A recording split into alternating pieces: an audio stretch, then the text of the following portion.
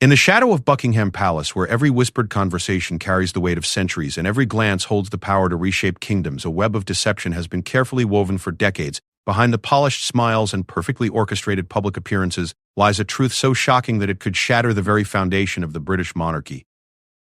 What happens when a future king discovers that the woman he married, the woman who stands beside him at every royal engagement, has been living a lie so elaborate that it involves hidden fortunes, secret identities, and treasures that were never meant to see the light of day? This is not a fairy tale of glass slippers and happy endings. This is the real story of Camilla Parker Bowles, whose carefully constructed persona began to crumble the moment Prince William decided to look closer. Sometimes the most dangerous secrets are hidden in plain sight, and sometimes the person you trust most is the one with the most to hide. The truth has a way of surfacing no matter how deep you bury it, and when it does, it changes everything. The morning mist clung to the windows of Windsor Castle as Prince William sat in his private study, surrounded by towers of documents that had arrived overnight from the royal archives. What had started as a routine review of family estate matters had turned into something far more disturbing. His fingers traced the edges of an old photograph that had fallen from between the pages of a leather-bound ledger, a photograph that shouldn't have existed. In the image, a young woman who looked remarkably like Camilla stood beside an elderly man in what appeared to be an ornate library filled with ancient artifacts.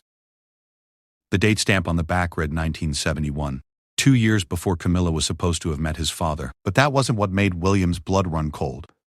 It was the jewelry the woman was wearing, pieces he recognized from his grandmother's private collection, pieces that were supposedly lost during World War II. William had always prided himself on being thorough, a trait that served him well in his royal duties but sometimes led him down paths he wished he had never explored. Today was turning into one of those days. The more he dug into the family's financial records, the more inconsistencies he found, properties that existed on paper but couldn't be located, bank accounts that showed mysterious large deposits dating back decades, investment portfolios that seemed to grow at impossible rates. The door to his study opened quietly, and his private secretary, James Morrison, entered with another box of files. Morrison had worked for the royal family for over 30 years and had earned William's complete trust through his discretion and attention to detail. But today, even Morrison seemed nervous. "Your Royal Highness," Morrison said, setting the box down carefully, "I found something that you need to see immediately." He reached into his jacket and pulled out a small, worn notebook. This was hidden behind a false panel in the Queen Mother's old desk. The maintenance staff found it during renovations. William took the notebook and opened it to the first page. His grandmother's handwriting was unmistakable, but the words she had written made no sense. Lists of names he didn't recognize, coordinates that seemed to point to locations around the globe, and most puzzling of all, repeated references to CPB and the silent collection. "Morrison," William said slowly, "what do you know about Camilla's life before she married my father?" "I know what's in the official records, sir. Born Camilla Rosemary Shand in 1947, daughter of Major Bruce Shand and Rosalind Cubitt. Met your father in the early 70s. But what if the official records are incomplete?" William asked, holding up the photograph. Or worse, what if they're deliberately misleading? Morrison studied the photograph carefully, and William watched as recognition dawned in his eyes. "Sir, where did you find this?" "Mixed in with estate documents that Camilla personally submitted to the archives last month." William stood and walked to the window, looking out at the grounds where his children often played. "Tell me, Morrison, in all your years of service, have you ever encountered anything like this?" "There have always been rumors, sir. Whispers among the older staff about things that didn't quite add up.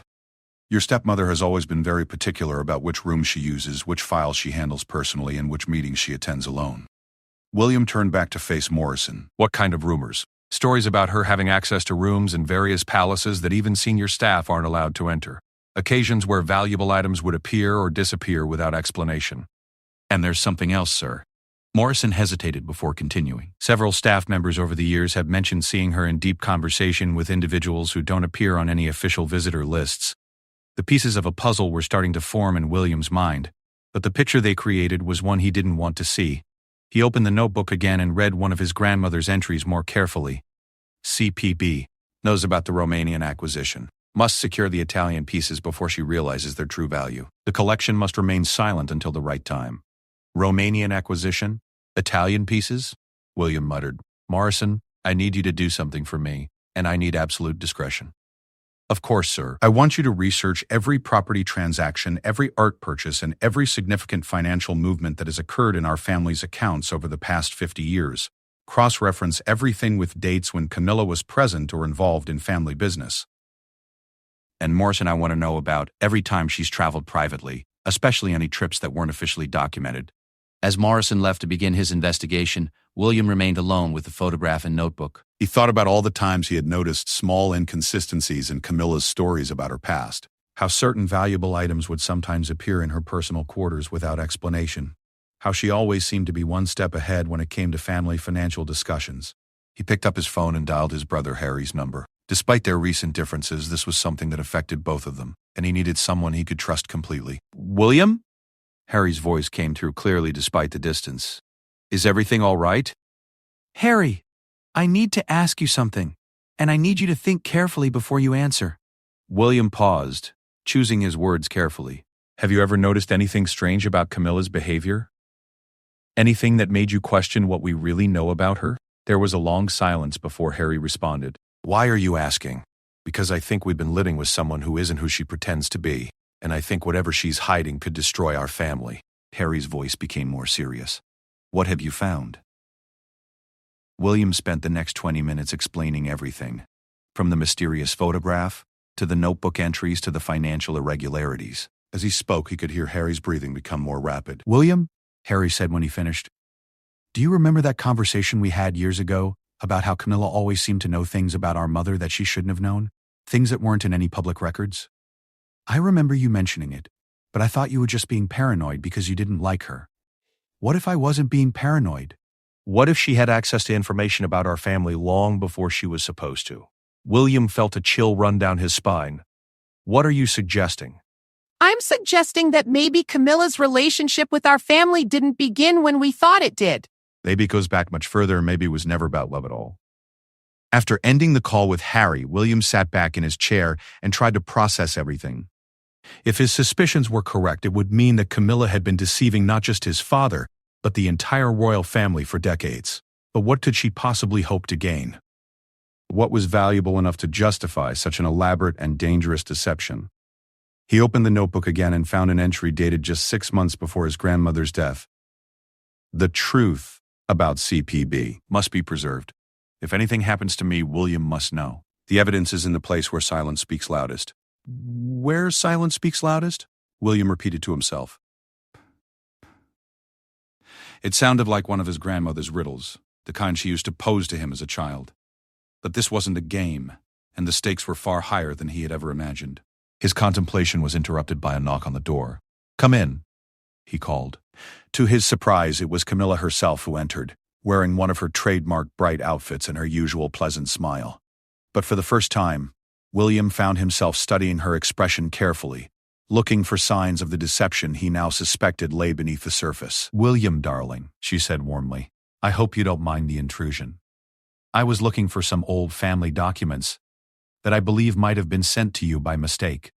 William carefully closed the notebook and placed it in a drawer. "What kind of documents?" "Nothing terribly important, but they have sentimental value." Her eyes scanned the room, and William noticed that they lingered on the box of files Morrison had brought. "I haven't seen anything like that," William said, watching her reaction carefully. "But I could ask Morrison to help you look for them." "That's very kind, but I wouldn't want to trouble him." "I'm sure they'll turn up eventually." She moved closer to his desk, and William instinctively placed his hand over the photograph he had left lying there. "You know, William, I've always admired how thorough you are with family business. Your father and I often comment on your attention to detail." "Do you?" William asked, his voice neutral. "And what does my father think about family history? Does he ever wonder about gaps in our records?" For just a moment, William saw something flicker in Camilla's eyes. It was gone so quickly that he might have imagined it, but it looked like fear. "History can be quite complex," she said carefully. "Sometimes it's better to focus on the present rather than dwelling too much on the past, don't you think?" Usually, yes, William agreed. "But sometimes the past has a way of affecting the present in ways we don't expect. Sometimes what we don't know can hurt us more than what we do." Camilla's smile remained fixed, but William noticed that her hands had clenched slightly. "Well, I suppose that's true. I should let you get back to your work. As she turned to leave, William made a decision. Camilla, before you go, could you tell me about this photograph? He held up the image he had been concealing. Camilla froze for a moment before turning around.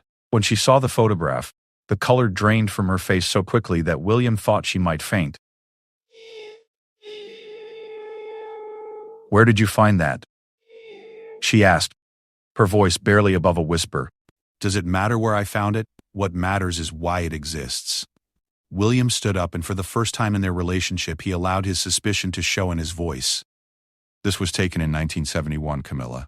2 years before you were supposed to have met my father. You're wearing jewelry that belongs to the crown, standing in what appears to be a private collection that I don't recognize. I think it's time you told me the truth about who you really are. Camilla looked around the room as if searching for an escape route. When she spoke again, her voice was different. Colder and more calculating than William had ever heard it. You don't understand what you're dealing with, William. Some truths are more dangerous than lies. Try me, William said. Camilla walked back to his desk and sat down in the chair across from him. For a long moment she studied his face, as if trying to decide how much she could reveal. The man in that photograph is my uncle, she said finally. But not the uncle you'll find in any official family tree. His name was Frederick Ashworth, and he was one of the most successful art dealers in Europe during the 1960s and 70s. He also had a very special relationship with the royal family. What kind of relationship? The kind that helped certain valuable items disappear during times of political uncertainty. The kind that ensured that priceless artifacts were kept safe when their ownership might have been questioned. The kind that made it possible for the monarchy to survive some very difficult financial periods. William felt his world shifting beneath him. Are you telling me that our family was involved in some kind of illegal art trade? I'm telling you that survival sometimes requires difficult choices. And I'm telling you that there are people who would kill to get their hands on the information you're uncovering. The room fell silent, except for the ticking of an antique clock on the mantel. William realized that everything he thought he knew about his family, about Camilla, and about the very foundation of the monarchy was about to change forever. How long have you known? He asked. I've known my whole life, Camilla replied. And I've been protecting this family's secret since the day I married your father. But now that you've started digging, everything is about to become much more complicated. As if summoned by her words, Morrison appeared in the doorway with another box of documents and an expression of urgent concern. Sir, Morrison said, I'm afraid we have a problem. 3 men in expensive suits just arrived at the main gate asking questions about historical art acquisitions. They claim to represent an international recovery organization. William looked at Camilla, who had gone even paler. It's starting, she said quietly. The past is finally catching up with us. The men waiting in the palace's formal reception room looked like they belonged in a high-end banking establishment, rather than at a royal residence. Their suits were perfectly tailored, their shoes polished to a mirror shine, and their briefcases suggested they carried documents of considerable importance. But it was their eyes that made William uncomfortable. They were the eyes of people who had seen too much and were willing to do whatever necessary to get what they wanted. William entered the room flanked by Morrison and the head of palace security. He had insisted that Camilla remain in his study ostensibly for her protection, but really because he wanted to hear what these men had to say without her influence. The conversation that was about to take place would determine whether the royal family was facing a manageable scandal or something that could bring down the monarchy itself. The oldest of the 3 men stepped forward and extended his hand. Your Royal Highness, my name is Dr. Marcus Hoffman. I represent the International Art Recovery Consortium. These are my colleagues, Miss Elena Rossetti and Mr. David Chen. William shook hands with each of them, noting that their grips were firm and their gazes direct. These were not people who could be easily dismissed or intimidated. Dr. Hoffman, William said, gesturing for them to sit. I understand you have some questions about historical art acquisitions. I'm afraid I'm not sure how I can help you. Dr. Hoffman opened his briefcase and removed a thick folder. Your Royal Highness, we've been investigating the disappearance of several significant art collections during and after World War II. Our research has led us to believe that some of these items may have found their way into private hands through a network of dealers and collectors who operated throughout the 1960s and 70s. Ms. Rossetti leaned forward. We have particular interest in the activities of a dealer named Frederick Ashworth, who seems to have had extensive connections with European royalty and wealthy collectors. Our records show that he may have facilitated transactions involving pieces that belonged to families who were displaced or murdered during the war. William felt his stomach tighten. And what does this have to do with my family? Chen spoke for the first time, his voice carrying a slight accent that William couldn't place. We have evidence suggesting that some of these transactions involve members of the British royal family, either as buyers or as facilitators. We're hoping to trace the current location of these items so they can be returned to their rightful owners or their heirs. Dr. Hoffman placed several photographs on the coffee table between them. William recognized some of the items immediately. A Byzantine chalice that sat in his grandmother's private chapel. A set of Renaissance paintings that hung in a rarely used wing of Balmoral. A collection of ancient coins that his father had once mentioned belonged to the family's private reserves. These items, Dr. Hoffman continued, were stolen from Jewish families in Poland and Romania between 1943 and 1944. The families were later murdered in concentration camps. Some of the pieces have been missing for over 80 years. William stared at the photographs, his mind racing. You're suggesting that my family unknowingly purchased stolen goods? We're suggesting that your family may have been told these items came from legitimate sources when they did not. Miss Poe, Rossetti said carefully. The dealer network that operated during that time was very sophisticated. They created false provenance documents and elaborate cover stories. Even experienced collectors were deceived. But as William looked at the photographs, he remembered the notebook entry from his grandmother. Must secure the Italian pieces before she realizes their true value.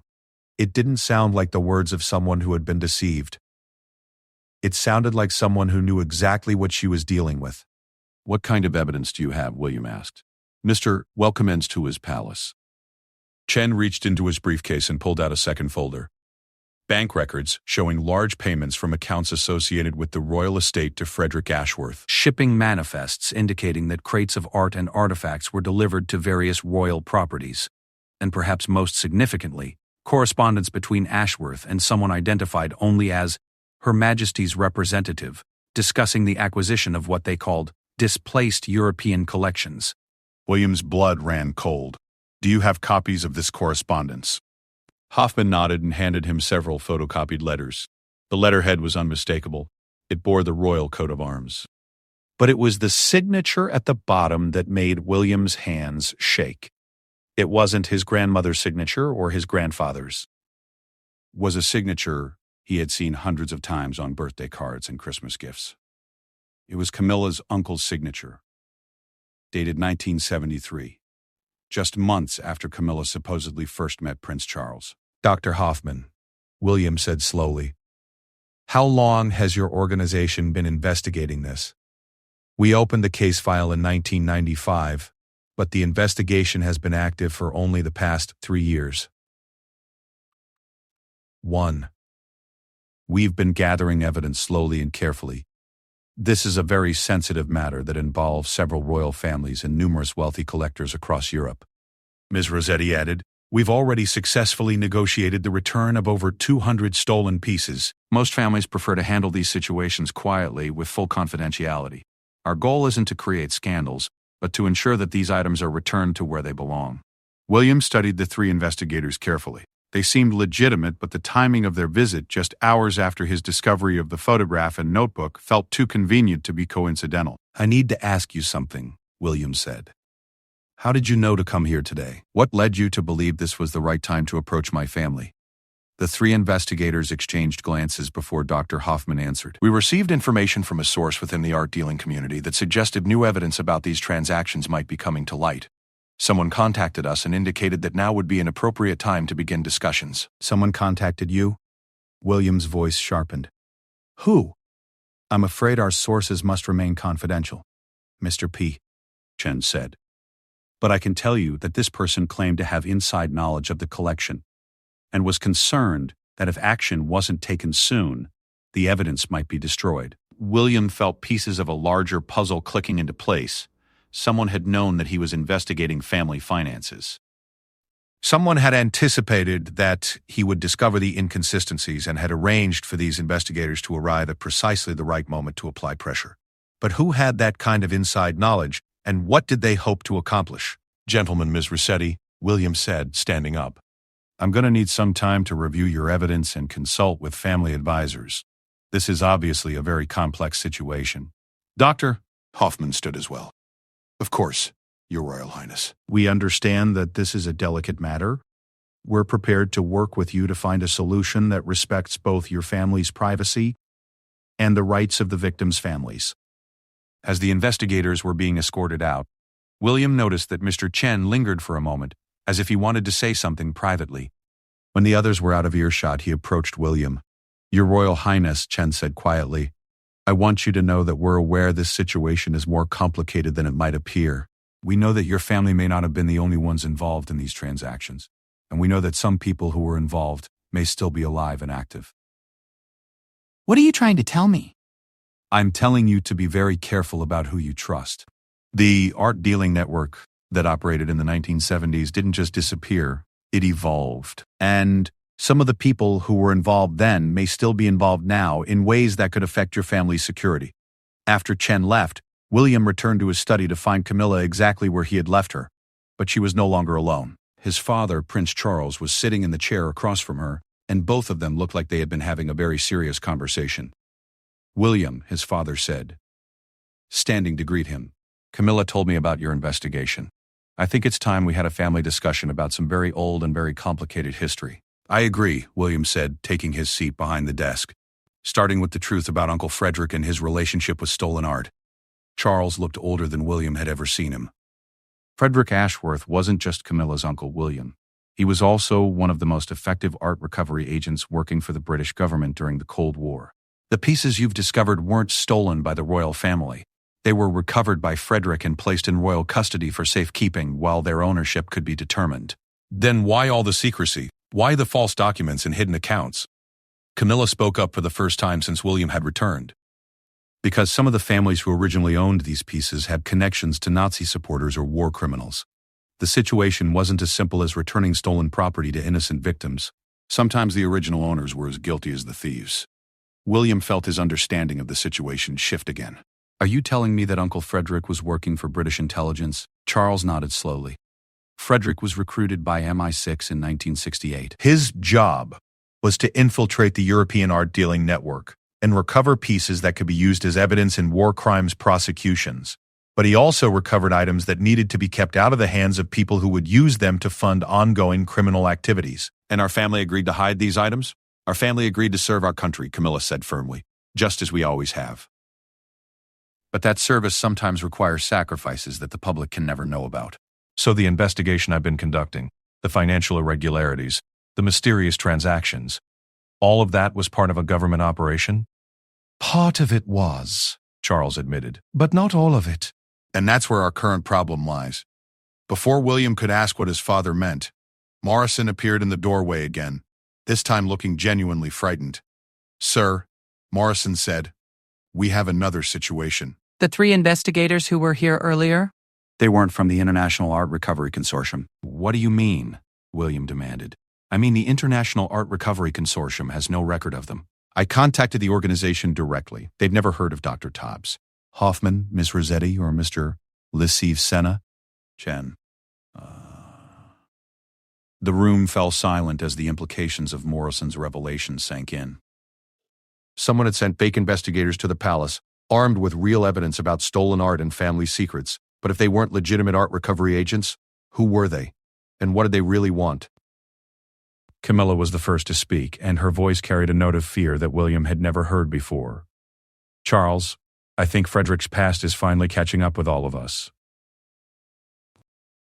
And I think someone is using William's investigation to flush out information that was meant to stay buried forever." "What kind of information?" William asked. Charles and Camilla exchanged a look that suggested they had been dreading this moment for years. "Information about what really happened to some of those recovered art pieces," Charles said quietly. "And information about the people who were eliminated to keep Frederick's operation secret." William realized that what had started as a simple review of family finances had uncovered something far more dangerous than hidden treasure. He had stumbled onto evidence of a decades-old intelligence operation that involved murder, stolen art, and secrets that powerful people were still willing to kill to protect. "How many people know about this?" he asked. "Until today, we thought it was just us and a few retired intelligence officers," Camilla replied. "But whoever sent those fake investigators knows everything. They have evidence that could destroy not just our family, but several government officials and intelligence operatives who are still active." William looked out the window at the peaceful grounds where his children played. grounds that suddenly seemed much less secure than they had that morning. What do they want? We don't know yet, Charles said. But we're going to find out. Because whatever it is, the alternative is the exposure of secrets that could bring down the government along with the monarchy.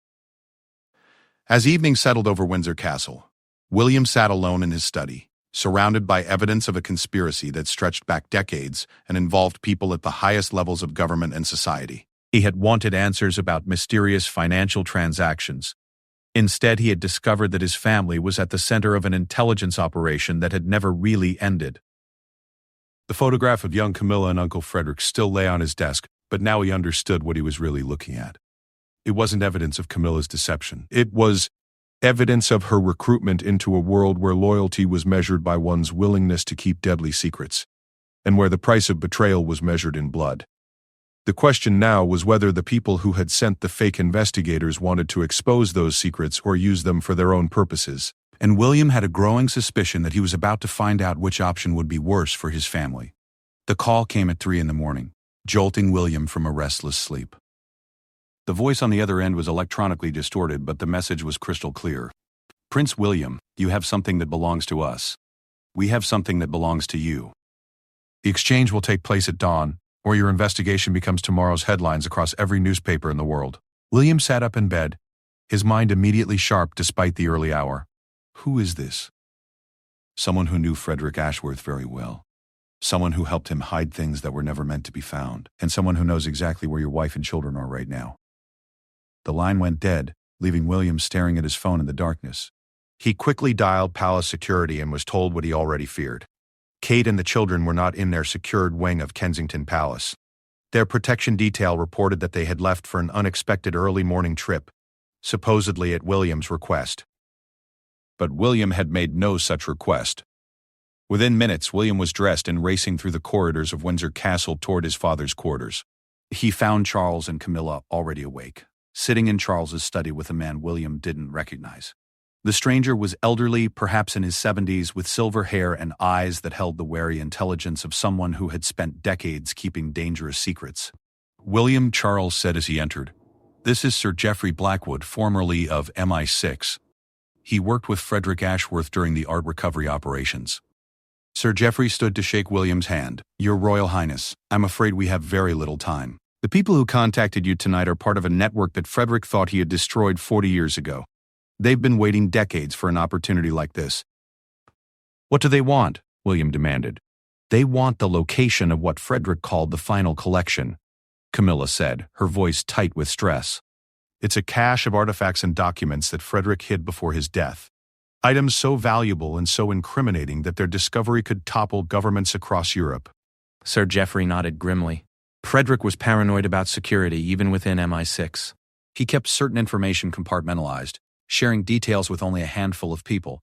When he died in 1980, he took most of those secrets with him. Most, but not all, Charles added. He left clues, hidden in plain sight within various royal properties, clues that would lead to the final collection if someone knew how to interpret them. William felt the pieces falling into place with sickening clarity. The notebook entries from grandmother, the financial irregularities, the mysterious properties.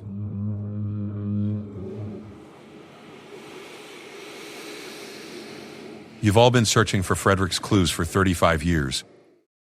Not searching, Camilla corrected. Protecting. Frederick's network included some very dangerous people, William. Arms dealers, war criminals, corrupt politicians, and intelligence operatives from multiple countries. The final collection contains evidence that could expose all of them, but it also contains items that they desperately want back. Sir Geoffrey walked to a wall safe hidden behind a portrait of William's great-grandfather. He opened it and removed a small leather journal. Frederick gave this to me just before he died. It contains the master key to understanding his clues, but I've never been able to solve the puzzle on my own. He handed the journal to William, who opened it to find pages covered with numbers, symbols, and what appeared to be architectural diagrams of various royal properties. Why are you showing this to me now? William asked. Because whoever has your family knows that you've been investigating the family finances. They believe your investigation has uncovered Frederick's clues, and they're willing to trade your family's safety for the information they need to find the final collection. William studied the journal more carefully. The diagrams were incredibly detailed, showing hidden passages and secret rooms in palaces and estates across Britain. Some of the locations he recognized, but others were completely unfamiliar. These passages, William said, pointing to a detailed drawing of what looked like Windsor Castle, do they really exist? Charles nodded. Frederick helped design security upgrades throughout the royal properties during the 1970s. He used those projects as cover to create hiding places for sensitive materials. Your grandmother knew about some of them, but even she didn't know the full extent of Frederick's preparations. William's phone buzzed with a text message. Bring the Blackwood Journal to the Tower of London. White Tower, 2nd floor. Come alone. You have 1 hour. They know about Sir Geoffrey, William said, showing the message to the others. How is that possible? Sir Geoffrey's face had gone pale. Is there still someone inside the intelligence services who was working with Frederick's network? Someone who's been watching and waiting for this moment. I'm not going alone, William said firmly. And I'm not trading state secrets for my family's safety. You may not have a choice, Camilla said quietly. William, there are things about Frederick's operation that go beyond art recovery. The final collection includes evidence of assassinations, cover-ups, and operations that officially never happened. People have died to protect these secrets, and more people will die if they're exposed. Then let them be exposed, William said angrily. I won't sacrifice my family to protect murderers and war criminals. Sir Geoffrey placed a hand on William's shoulder. Your Royal Highness, it's not that simple. The final collection doesn't just contain evidence against the bad actors. It contains evidence of operations that saved thousands of lives, prevented terrorist attacks, and stopped the proliferation of weapons of mass destruction. If that information is made public, it won't just expose criminals. It will expose methods and sources that are still being used to protect innocent people around the world. William looked around the room at the 3 people who claimed to be trying to help him. His father, the future king who had apparently been keeping deadly secrets for decades. Camilla, whose entire relationship with their family was built on a foundation of intelligence operations and hidden agendas. And Sir Geoffrey, a man who admitted to being involved in operations that included murder. How do I know any of you are telling me the truth? William asked. How do I know you're not part of whatever network took my family? Before anyone could answer, Morrison appeared in the doorway, breathing heavily as if he had been running. Sir, Morrison gasped, I've found something. I'd been reviewing security footage from the past week, and I discovered that someone has been accessing the Royal Archives during off hours. Someone with legitimate credentials and security clearance. Who? William demanded. Morrison looked uncomfortable. Sir, the access cards used belong to Her Majesty the Queen Consort. Everyone in the room turned to look at Camilla, whose face had gone white. That's impossible, she said. I haven't been to the archives in weeks.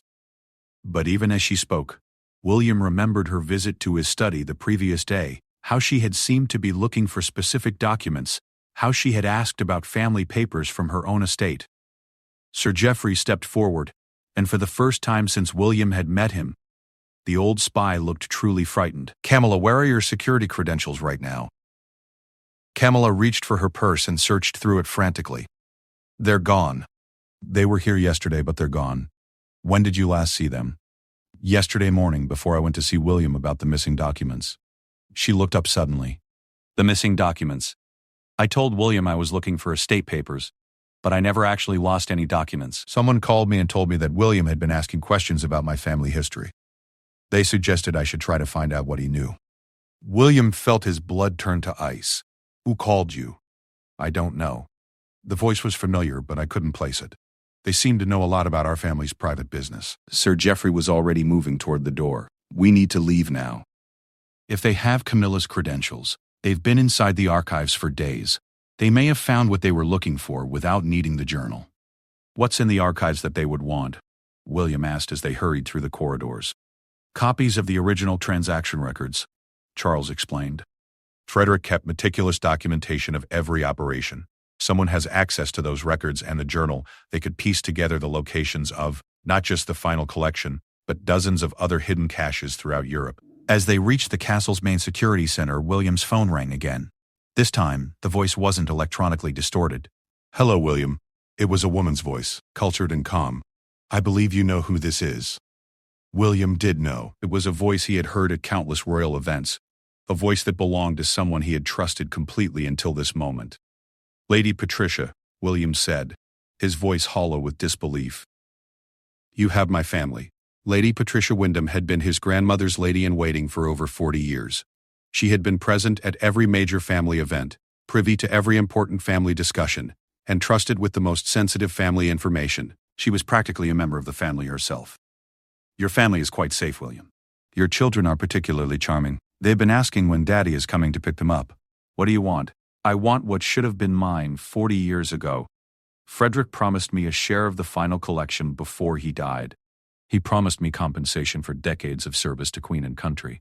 But when he died, your grandmother made sure I received nothing. William looked at Sir Geoffrey, who was nodding grimly. Patricia was Frederick's primary contact within the royal household, he confirmed. She helped coordinate the placement of recovered items and manage the security around the operations, but she was never supposed to know about the final collection.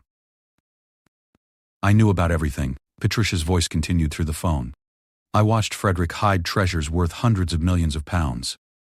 I helped create the security systems that protected them, and I've spent 35 years watching the royal family benefit from wealth that was built on the blood of murdered families.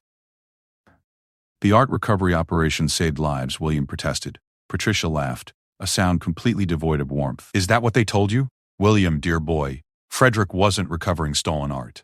He was stealing it. The Nazi connection was just a convenient cover story. Frederick Ashworth was the most successful art thief in European history, and your family was his biggest client. William felt the world tilt around him as everything he thought he understood about the situation shifted again.